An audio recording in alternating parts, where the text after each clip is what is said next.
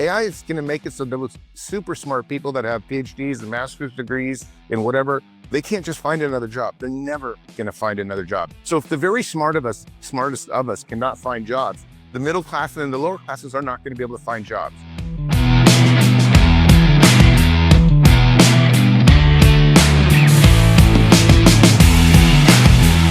For our listeners, Zoltan Istvan is one of the most famous transhumanists on the planet. He was a two-time presidential candidate, and he's currently running for California governor. Hi, Zoltan. Welcome to our podcast here at BeInCrypto. It's so great to have you. Thanks so much for having me. I'm excited. Thank you. Zoltan, I'm going to walk you through several different topics today, so let's just get started. We're starting off strong. So as someone who has run for office with a truly unique platform, what's the single most urgent message about humanity's technological future that you wish every politician in the United States would grasp right now? I say this is a great question.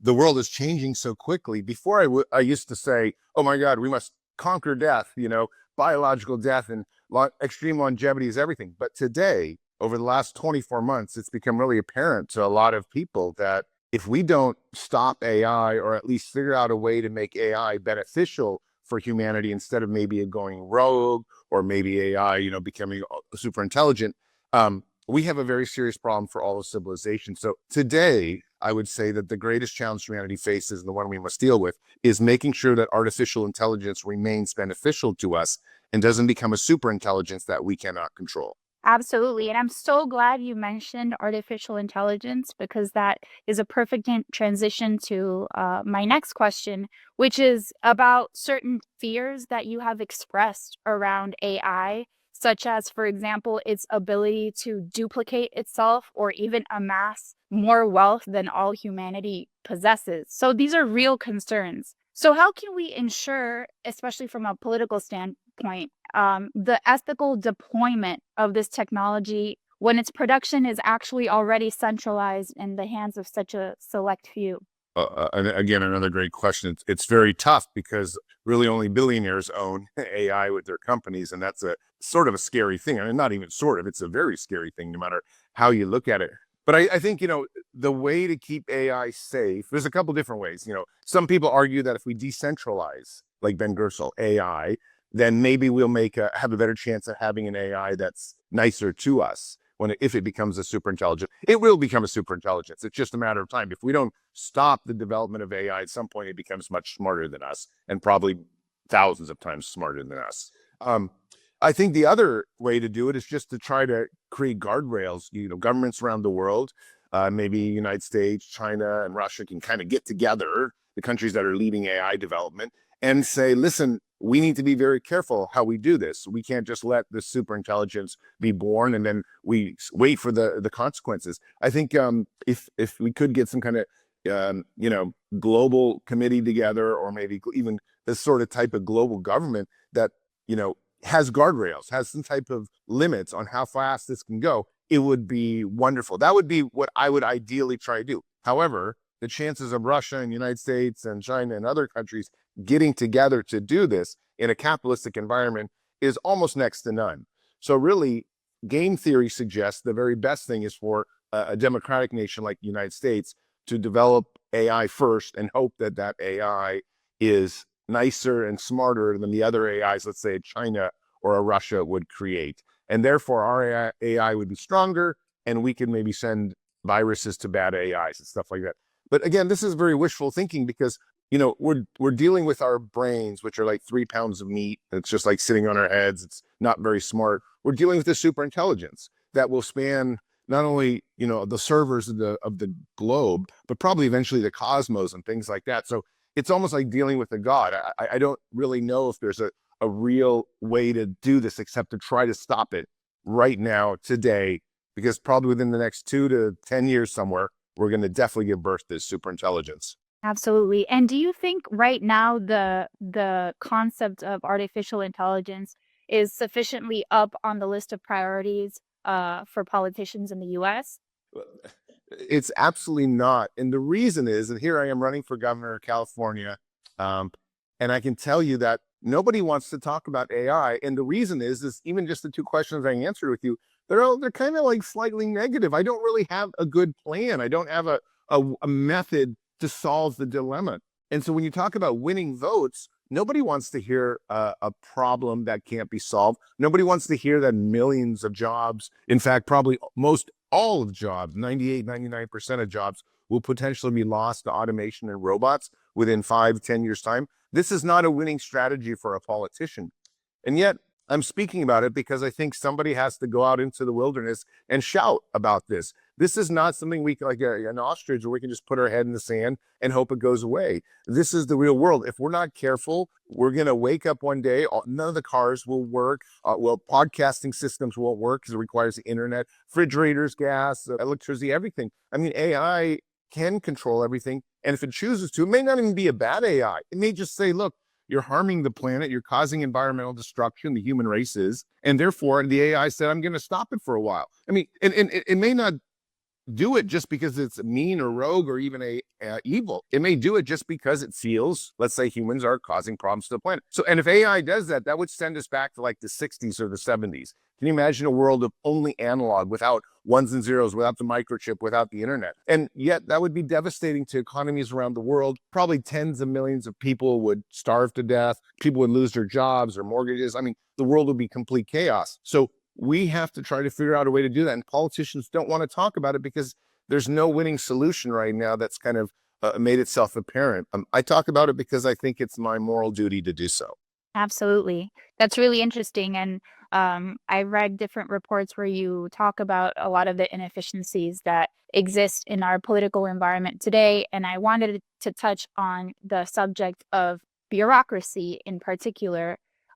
You've mentioned previously using blockchain services, for example, to make government more efficient and trim down bureaucracy. Can you paint a picture for us? What would a blockchain powered government actually look like in practice? Say, for example, for someone trying to get a permit or access a certain service. Well, so blockchain is essentially a ledger system. It's kind of just a stacked digital system that's really easy to access, can't be manipulated easily, can't be forged easily. Fraud is very impossible, at least until we get to the quantum computing age. So it's just it's a much better system, and it doesn't rely on paper and the time and FedEx and all these things. So it saves a lot of hassle and eliminates a lot of the fraud. So, for example, with voting here, in the United States, we have this big issue. Trump says that Biden stole votes in the former election, and then this time the Democrats say that Trump, stole vote. I mean, nobody's really sure what's happening because a lot of it is paper, and so paper relies on millions of human beings to count it. And if that person counting it has a bias, and they have a bias to cheat, they may cheat. Whereas, a blockchain system is virtually uncheatable. It's very difficult to do that. Too much power and computing energy is required. It's just not worth it. And if we could convert not only the voting system, but everything, I'm in real estate development, everything from titling, marriage certificate, passports, everything that, can be online and be quicker, it would literally make our worlds 30 to 50% more efficient, including eliminating fraud across the board, which of course fraud costs billions and billions of dollars, no matter which industry it is. And so this is why I think blockchain is a really big win-win for everyone. The problem is that blockchain still remains a little bit complicated for a lot of, I think, older people to understand, boomers and things like that. Like my mother, for example, who's almost 80, she's like, what I don't know. I hear this word blockchain, but I don't know what it is, and it's just like, hey, the programmers, the coders, even the AI coders, we can create this new world where everything's twice as efficient, maybe 3 times as efficient, and a lot safer. And I think we can do it all the way through the entire system, whether it's police reports or, marriage certificates, passports, or like I said, especially in voting. Because I think when you have voter fraud, or even just you doubt the system, it really undermines your entire sense of democracy. Yeah, absolutely. And something you mentioned earlier that touched sort of on a topic that I wanted to discuss has to do with politicians or people who want to run for a political position. They usually speak of things that would get them votes. And On the topic of bureaucracy and this other topic, you've also pointed out something that I thought was interesting. You talk about how special interest money and lobbyists often stunt our political process because elected officials end up prioritizing paybacks over certain items on the agenda, such as, for example, the development of AI that we were talking about earlier. So, aside from what blockchain might offer, what other fundamental changes do you believe are crucial for us to really reduce the power of special interests and improve the quality of policymaking in the US? Well, I mean, there's things like Citizens United, which essentially mean that, big giant corporations can give money and things like that. If you, first off, I think one of the best things that has happened in the American voting system is this ranked choice voting. This idea that it's not just one or the other, somebody wins or loses. It's like, you got to get a majority. There's a bunch of different people on the spectrum, and it keeps going more votes until you get to like the top 5, top 4, top 3, top 2. And that really helps because if your first person isn't picked in a ranked voting system, you still might get your second pick. But that's sort of happening. Like New York has something like that, and we're trying to implement that across the United States. I think that's a great system and been advocating for that for years. I think one way to go about getting more, fairness in election system is really that either governments can give money to certain candidates that prove that they're serious candidates. Although I'm not a big fan of generally governments giving money because we don't really want them involved, but it is a method and it has worked decently in some cases. It'd be nice to override Citizen United, but that's probably not going to happen. This idea that, constitutionally, big giant corporations can give money is sort of like it's individuals, the people, and things like that. So I think one thing to do is just really talk a lot about it to people, to get the media interested in believing in smaller third-party candidates or just even smaller independent candidates, that they have a voice.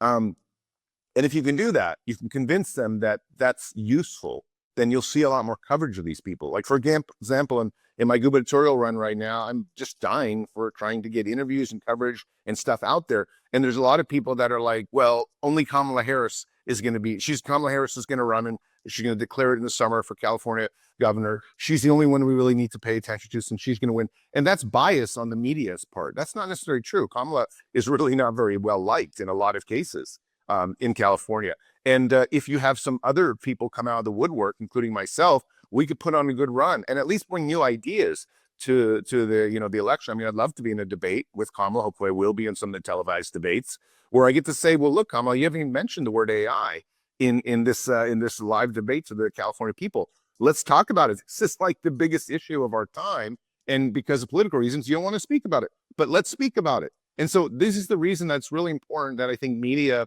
and also just the public in general really consider smaller or independent candidates or people that may not necessarily have a chance to win, but are very instrumental for democracy moving forward. Because you can't just have the oligarchy running everything. Democracy requires that someone can break through and change the system. Absolutely.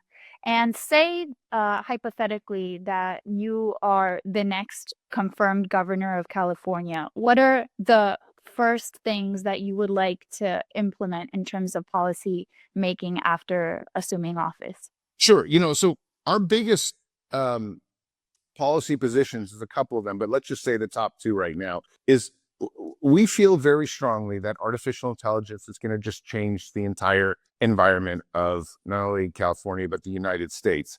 And if we don't deal with that like immediately, then we're going to have millions and millions of unemployed people in California and also, especially tens of millions across the United States. So we want to implement a universal basic income. Now, I've always had a universal basic income plan that utilizes federal land called the federal land dividend, so that you actually wouldn't have to raise taxes to pay for universal basic income. But at this point in time in my gubernatorial run, I'm willing to consider any universal basic income.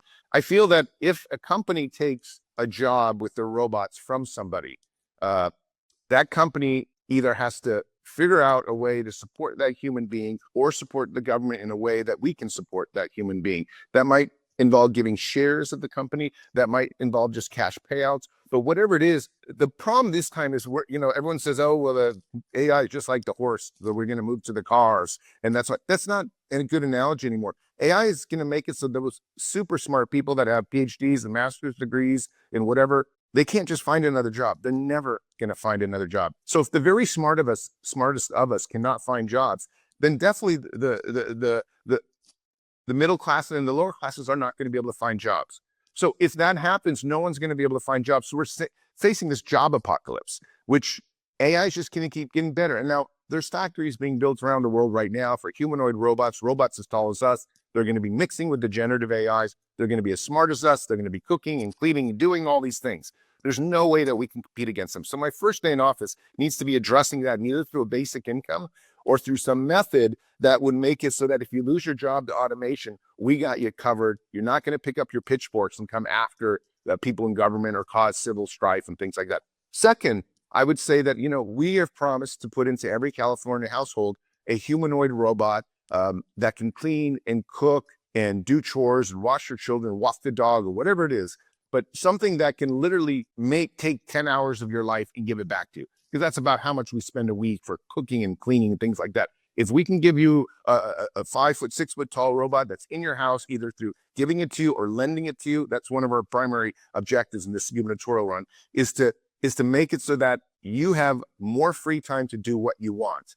And that way the AI age means something to you. It's not just you lost your job or it's becoming more challenging to work. It's like your life's more leisurely. You can go to your kid's baseball game. You can go to your daughter's soccer game. You have less time to worry about cooking.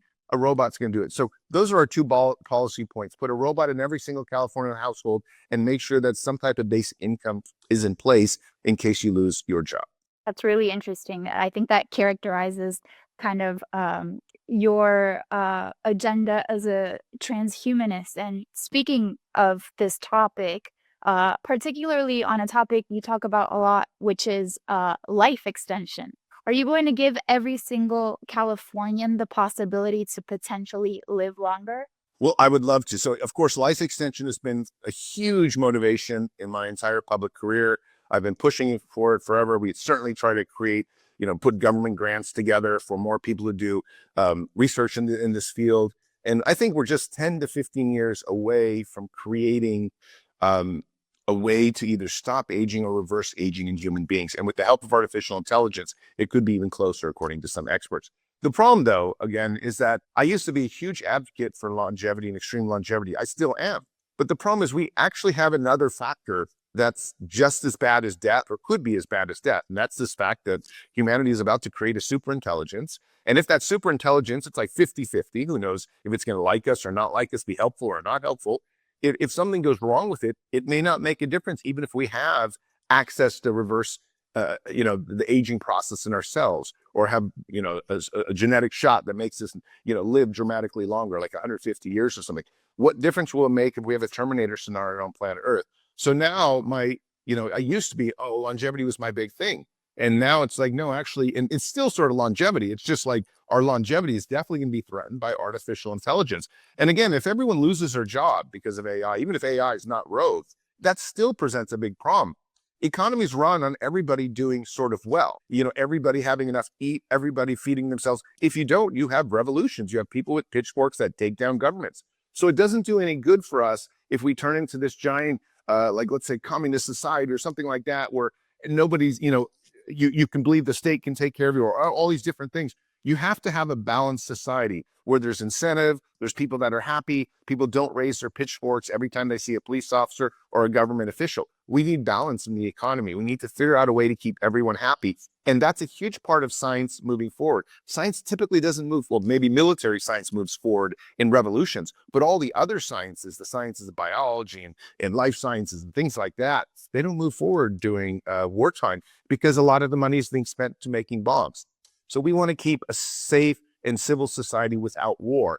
And that requires, dealing with the problem of this job apocalypse from artificial intelligence. So yes, I'm very interested in longevity still, but I feel that there are other pressing issues that are kind of overcoming that direct,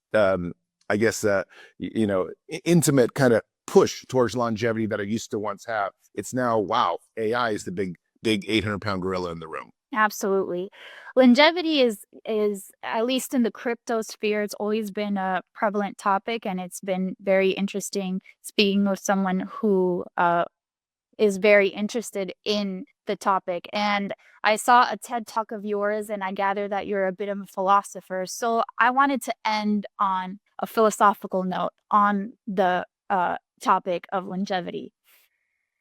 Why don't you want to die? Or put another way, are you afraid of death? So I'm definitely not afraid of death. I don't think I'm afraid of too many things. I guess I'm afraid of like my family's death. That would be something horrible and terrible. But my own death, to be honest, it's never occurred. What happens though is I am deeply in love with life. I am deeply in love with the adventure. Like, just this last week, I was in Vegas for this big announcement for the enhanced games, this new kind of Olympics where they use substances. It was just, the whole thing was glorious. It was exciting. Vegas is exciting. I have a big trip planned to Canada where I have an island soon. And then I might be going to a huge thing in Dubai on a big giant yacht for a VIP. I mean, the point of the story is, and these are all speaking engagement things, like the point of the story is that life is wonderful. Life is exciting. There's all these fun things that you can do. And as the world gets kind of closer and technology binds us more together, you can do all these amazing things. So I'm in love with it. And the last thing I want to do is just go to complete nothingness. I'm not necessarily atheist, but I'm a very secular minded person. I just don't believe that there's anything after that, after death. So I think it's just a nothingness. So when you weigh these two things, you're like, wow, life is amazing. You're in love. I'm in love with it. And that's the main reason I want to live indefinitely. I also want to live indefinitely, not just because I love it today, but it's like, we're about to get to the Star Trek era. We're about to get to this idea that you can go completely off a planet and get to all these amazing different kinds of worlds. I mean, the whole universe is about to open up to us from technology. If we can get that far, it's just going to be one grand adventure and journey after another. So who wants to give that up just because of death? That's really my main motive for pushing longevity, is not any kind of fear of it. It's just the promise of what the universe and the world can be to me. Well, that's a really strong note to end on, Zoltan. Thank you so much for your time. It was great having you on our Being Crypto podcast. Thank you so much for having me.